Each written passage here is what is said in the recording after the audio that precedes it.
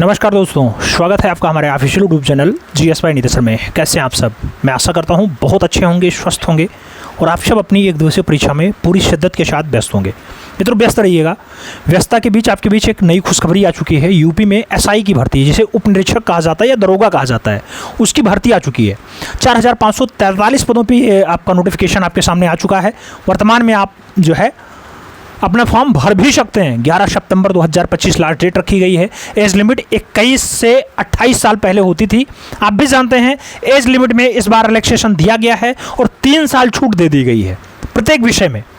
आप जर्नल से हैं तब भी 3 साल पाएंगे। SC ST OBC जो भी कैटेगरी में आप आते हैं, जो आपको पहले छूट मिलता था वो तो लागू ही है, उसके अतिरिक्त 3 साल आपको छूट मिल गया है।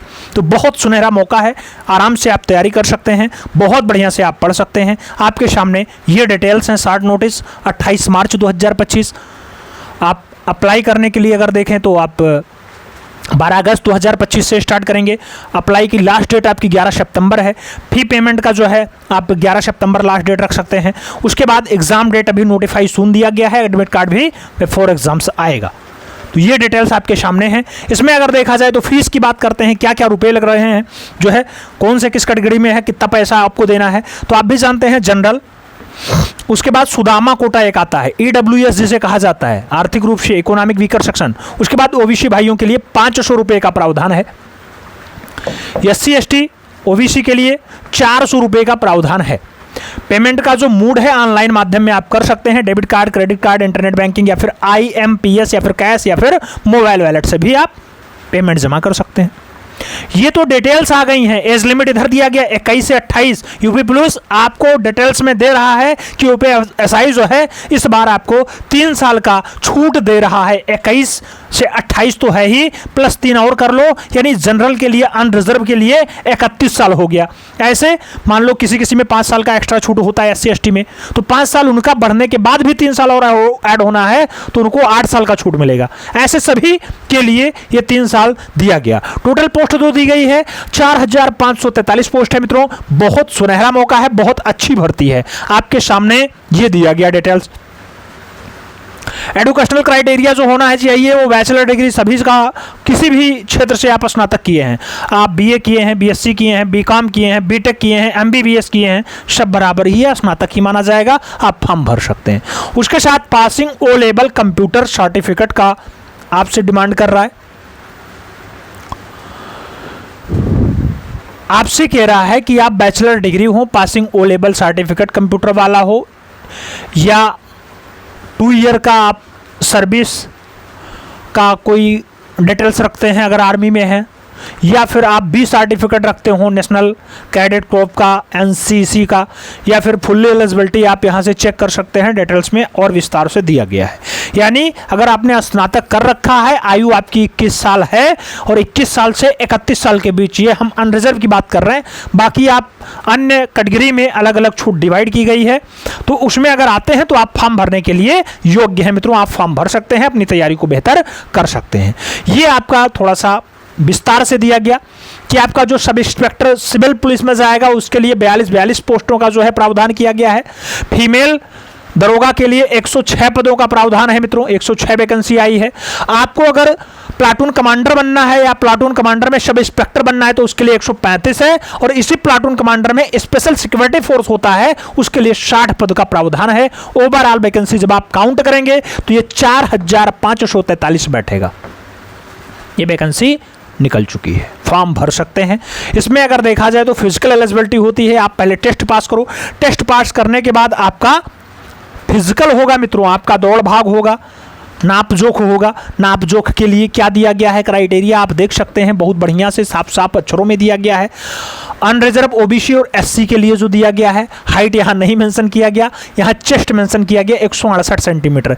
ये भैया ये हाइट है 168 सेंटीमीटर अनरिजर्व OBC और SC के लिए, और जो चेस्ट होता है मिनिमम 79 होना चाहिए, 5 सेंटीमीटर फुलाव आना चाहिए, यानी 84, 79 से 84 के बीच। कुछ लोग कहते हैं सर जी मेरा चेस्ट ज़्यादा है, भैया ज़्यादा है तब भी चलेगा, बस 5 सेंटीमीटर फुलाव आपको आना चाहिए। ये हो गया OBC एससी और अनरिजर्व के लिए। एसटी के लिए जो दिया गया है 160 सेंटीमीटर आपकी हाइट होनी चाहिए। चेस्ट आपका 77 से लेके 82 के आसपास होना चाहिए। 5 सेंटीमीटर फुलाव आपको यहां भी दिखाना पड़ेगा चेस्ट में। फीमेल कैंडिडेट्स के लिए क्या होता है मित्रों, अनरिजर्व ओबीसी एससी के लिए 152 सेंटीमीटर हाइट होनी चाहिए। आपका जो मिनिमम वेट होता है, यहाँ चेस्ट नहीं या ब्रेस्ट नहीं, यहाँ वेट चलता है मित्रों 40 किलोग्राम वेट होना चाहिए, मिनिमम 40 किलोग्राम। दूसरा एसटी महिलाओं के लिए आप देख सकते हैं 147 सेंटीमीटर जो है हाइट का प्रावधान किया गया और साथ में 40 किलोग्राम वेट यहाँ भी दिया गया। अब आपका अगर हाइट और वेट है तो आप महिला अभ्यर्थी होने के नाते आप भी फॉर्म भर सकते हैं। आपके लिए अगर आप फॉर्म भरने की इच्छुक है तो 106 पदों का प्रावधान यहाँ पे किया गया। ओवरऑल अगर बात करते हैं कैटेगरी में मेल और फीमेल की, तो यहाँ पे आपको दौड़ लगानी होगी मित्रों। और दौड़ने का जो क्राइटेरिया है मेल में सभी के लिए, एससी एसटी ओबीसी किसी से आते हैं, आपको 4.8 किलोमीटर दौड़ना है, यानी 4800 मीटर की दौड़ लगानी है। मिनिमम जो टाइम दिया गया 28 मिनट का टाइम दिया गया। 28 मिनट में आपको 4800 मीटर की दौड़ पूरी कर लेनी है। ये बालक वर्ग के लिए है। बालिका वर्ग के लिए जो कहा गया मित्रों 2400 मीटर की दौड़, 2.4 किलोमीटर की दौड़ 16 मिनट में आपको निकाल देनी है। तो महिलाओं के लिए 16 मिनट और 2400 मीटर की दौड़ मिनिमम क्वालिफिकेशन रखा गया है। ये फिजिकल एलिजिबिलिटी है। पहले आप जब प्री निकाल लेंगे, आप पेपर दे लेंगे, पेपर में पास आउट हो जाएंगे, उसके बाद आपका ये पीएच होता है, फिजिकल होता है मित्रों, याद रखिएगा। अब ये आपका खूब बढ़िया से डिटेल्स दे दिया गया, फॉर्म कैसे भरना है। अब हम आपको ये बता दें कि आपसे यहाँ पूछा क्या क्या जाएगा मित्रों। आप जानते हैं ये सब पूरा ऑफिशियली वेबसाइट पे जाकर के आप चेक कर सकते हैं। अगर यहाँ चेक करना है तो आप चेक कर लीजिए, यहीं से आपके सामने आ जाएगा।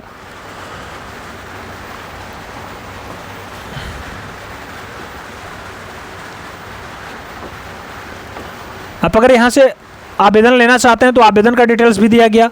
आप और डिटेल्स लेना चाहते हैं वो भी मिल जाएगा। लेकिन अगर मान लो हमें देखना हो कि पढ़ना क्या क्या है, तो हम पढ़ने के लिए आपको बता दें मित्रों, यहाँ 4 सब्जेक्ट से क्वेश्चंस पूछे जाते हैं। भूतपूर्व में अभी तक 4 ही सब्जेक्ट से क्वेश्चंस पूछे गए थे। वो 4 सब्जेक्ट कौन कौन से होते हैं? वो 4 सब्जेक्ट इस टाइप से होते हैं।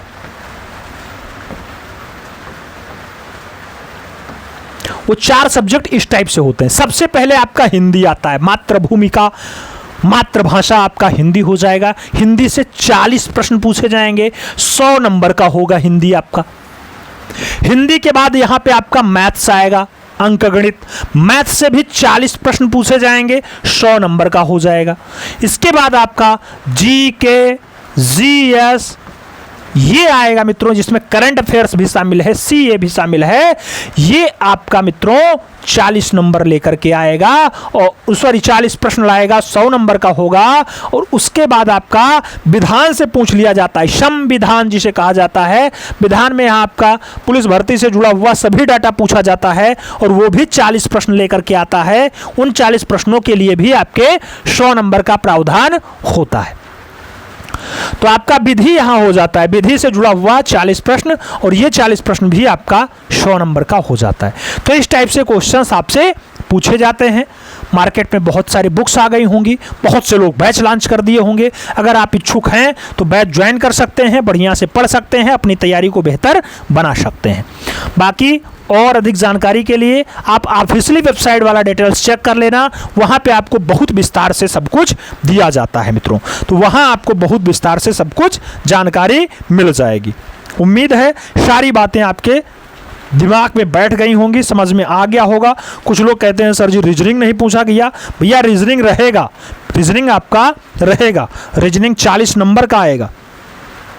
रीजनिंग आपका 40 नंबर, रीजनिंग आपका 40 प्रश्न आएगा, और ये आपका 100 नंबर का होगा।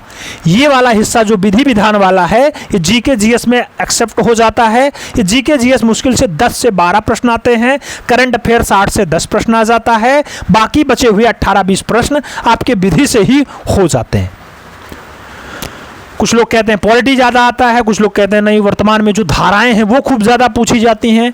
अब लेटेस्ट में बहुत सारे राइट चेंज हो चुके हैं, बहुत सारे क्रिमिनल एक्टिविटीज चेंज हो चुके हैं, तो क्वेश्चंस वहाँ से तो बनेगा ही बनेगा। बाकी हम बहुत जल्द आपको दरोगा साहब से ही मिलाएंगे। दरोगा साहब बहुत विस्तार से बताएंगे वैकेंसी कैसे आती है, कैसे निकलता है, फिजिकल कैसे होता है, ट्रेनिंग कैसे होती है, सैलरी कैसे आती है और कितनी सैलरी आती है, इन सभी पर भी हम बात कराएंगे। उम्मीद है पूरी जानकारी मिल गई होगी। अब आप लोग अपने अपने हिसाब से अपना अपना फॉर्म भरने के लिए तैयार हो जाएं, फॉर्म भर लें। पहले OTR जरूरी हो गया है, अब आपको OTR कराना होगा, उसके बाद 1 टाइम रजिस्ट्रेशन कराने के बाद ही आप फॉर्म भर पाएंगे। तो भैया अपना OTR करवा के आराम से फॉर्म भर लीजिएगा। उम्मीद है ये इन्फॉर्मेशन समझ में आई होगी।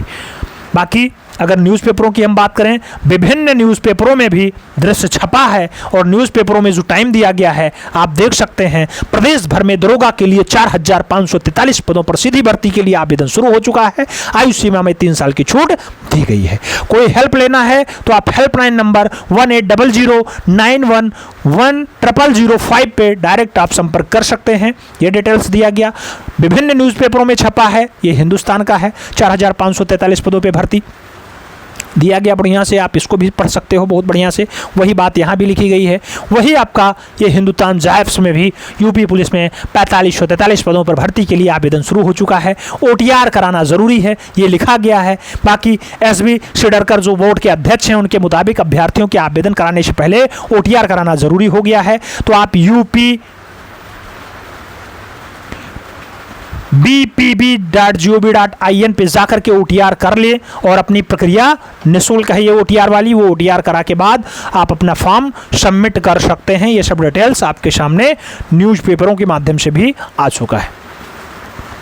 तो भर्ती कंफर्म है, आ गई है UPSI। कई लोग पूछ रहे थे सर जी कितना आएगा, 4500 पद प्लस आ चुका है। आराम से पढ़ लो भैया, इस बार दरोगा बन जाओ, अपने अपने सपने साकार कर लो। मिलते हैं शॉर्ट में, तब तक के लिए दिल से सल्यूट।